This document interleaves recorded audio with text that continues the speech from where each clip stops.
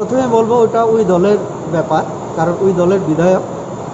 আমি দেখেছি আপনাদের মাধ্যমে, মিডিয়ার মাধ্যমে উনি হোয়াটসঅ্যাপ না কিসে করে যেন পাঠিয়েছেন পদত্যাগপত্র, যেটা আমিও মনে করি ঠিক না। কারণ স্পিকারের সামনে গিয়ে ওনার সামনে সিগনেচার করে আমি পদত্যাগ করলাম, কারণগুলি তো লিখিত আকারে বা মৌখিক আকারেও তিনি বলতে পারতেন। তো সেটা না করে স্পিকারের কাছে হোয়াটসঅ্যাপে তো হয় না। ঠিক আছে, হোয়াটসঅ্যাপে পাঠানোর পরের দিন আবার তিনি দেখা করতে পারতেন, কথা গিয়ে বলতে পারতেন। এর মধ্যে দেখেছি মুখ্যমন্ত্রীকে কপি দিয়েছেন, আবার আমাদের এনসি বাবু, যিনি ওই দলের সভাপতি, তো এনসি বাবুই বলছেন এটা মানে আমি যতটুকু জানি ঠিক না। তো এই জন্য পেন্ডিং আছে। তো কাজেই ওই দলের সুপ্রিমো হিসেবে এখন এনসি বাবুরা দেখবেন। কিন্তু এরপরে কিন্তু প্রদ্যুৎ কিশোর ওনার বাড়িতে গেলেন, ওনার সঙ্গে কথা বললেন। তো সেই বিষয়টা আপনি কী মনে করেন? কোনো ধরনের রাজনৈতিক চাপে শিকার হয়েছে উনি?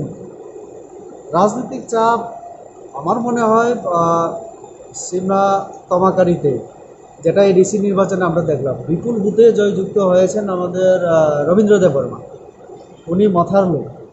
তো এটা একটা বাড়তি চাপ তো আছেই আমাদের বিশ্বকিত বাবুর উপরে। এছাড়া পাহাড়ে দেখুন সব জায়গায় আইপিএফটি এখন অনেকটা দুর্বল। আমি তো এডিসি নির্বাচনে আগে বলেছিলাম, আমার যে অভিজ্ঞতা আমি তাই শেয়ার করেছিলাম। সেই সময় হয়তোবা অনেকে আমার কথা মানতে চায়নি। তো সিটটা তারা মিছিল নেওয়ার পরে যা হওয়ার সেটা তো হয়েছে, আমি অনেক জায়গায় বলেছি। তো কাজে এটা তাদের উপরে একটা বাড়তি চাপ।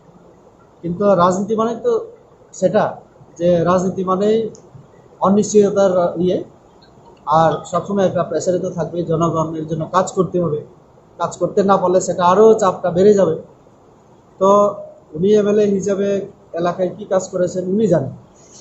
কিন্তু এই মথা এবং এখন যে 3 বছর উনি এমএলএ হিসেবে কাজ করেছেন, সেটা জনগণ নিচে ওনার উপরে একটা চাপ, অন্যদিকে মথার যে ক্ষমতায় আসা সেটাও একটা চাপ।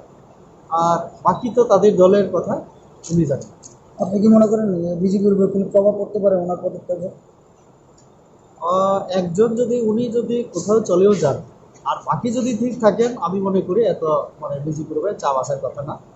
কারণ বিজেপি 36 এবং তাদের 8 জন নিয়ে আমাদের সরকার চলছে। তো 44-এর জায়গায় 43 হবে। যাই হোক, এমন করলেও আমাদের মেজরিটি আছে এবং পুরো 5 বছরই চলবে বলে আমি আশা করি।